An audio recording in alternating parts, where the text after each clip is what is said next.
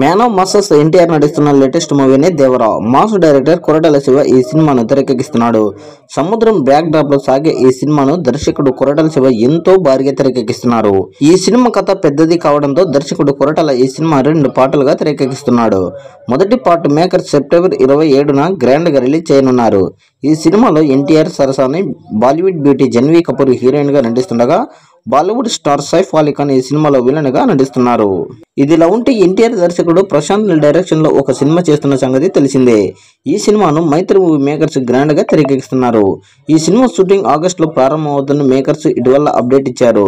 ప్రస్తుతం ఎన్టీఆర్ దేవరా షూటింగ్ లో బిజీగా ఉన్నారు. ఆ సినిమా షూటింగ్ పూర్తి కాగానే వెంటనే ప్రశాంత్ నీల్ మూవీ మొదలు పెట్టనున్నారు.